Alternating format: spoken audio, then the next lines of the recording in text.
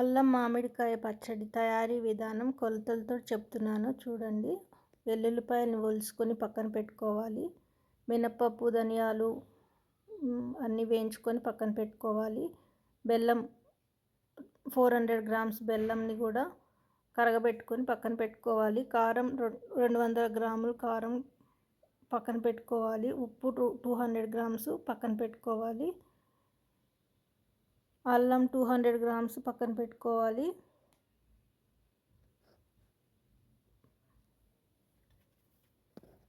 బెల్లంని తురుముకొని దానిలోకి ఒక 3 table spoons పంచదార వేసుకొని కొద్దిగా వాటర్ పోసుకొని కరగబెట్టుకొని పక్కన పెట్టుకోవాలండి.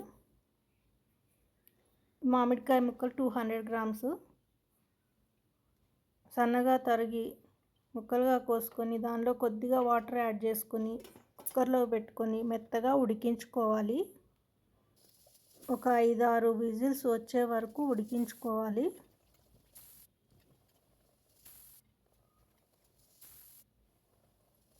ఉడికించుకున్నాక ఒక ప్యాన్ పెట్టుకొని దానిలోకి మినపప్పు 1 టేబుల్ స్పూను, శనగపప్పు 1 టేబుల్ స్పూను, 1/2 టేబుల్ స్పూన్ మెంతులు, 2 టేబుల్ స్పూన్స్ ధనియాలు వేసుకొని వేయించుకోవాలి. మాడకుండా వేయించాలి.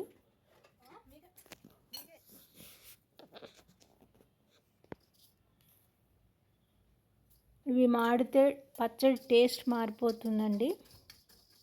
దూరగా వేయించుకొని పక్కన పెట్టుకోవాలి. మిక్సీ జార్లోకి వేసుకొని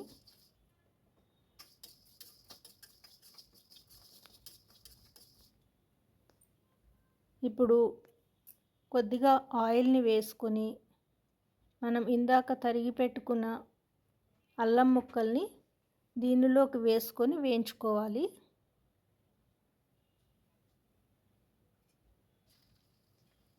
ఇది మామిడి అల్లం అండి. మనం ఏ అల్లంతోటైనా చేసుకోవచ్చు. ఇది మామిడి అల్లం బయట దొరుకుతుంది.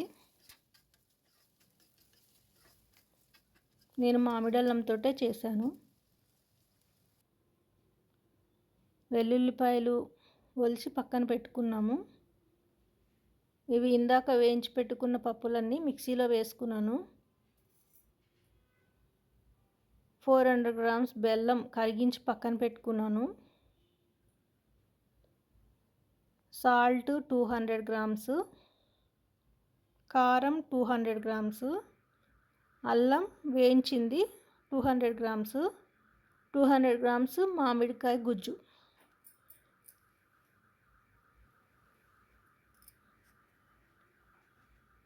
ఇవన్నీ పక్కన పెట్టుకొని ప్యాన్ పెట్టుకొని దానిలోకి ఆయిల్ వేసుకొని మనం పోపు రెడీ చేసుకోవాలి. ఈలోపు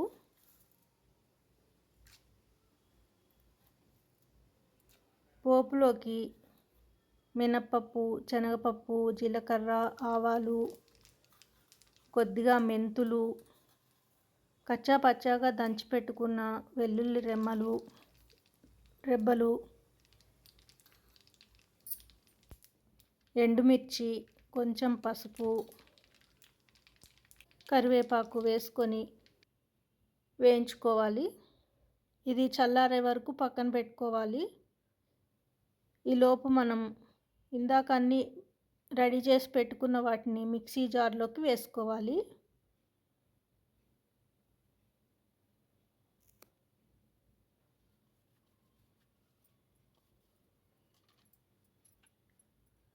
పప్పులన్నిటినీ మిక్సీలో మెత్తగా చేసుకున్నాక దీనిలోకి వెల్లుల్లిపాయలు, అల్లం ముక్కలు, మామిడికాయ గుజ్జు, సాల్టు,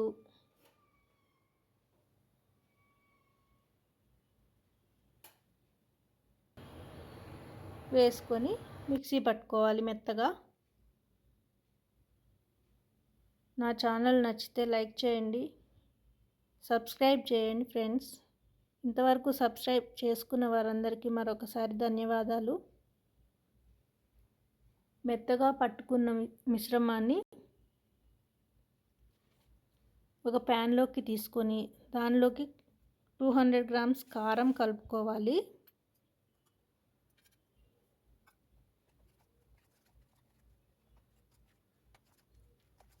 బాగా కలుపుకొని ఇందాక మనం బెల్లం కరిగించి పెట్టుకున్న బెల్లంని 400 గ్రామ్స్ని దీనిలోకి వేసుకోవాలి. వేసుకొని బాగా కలుపుకోవాలి. ఎక్కడ ఉండలు లేకుండా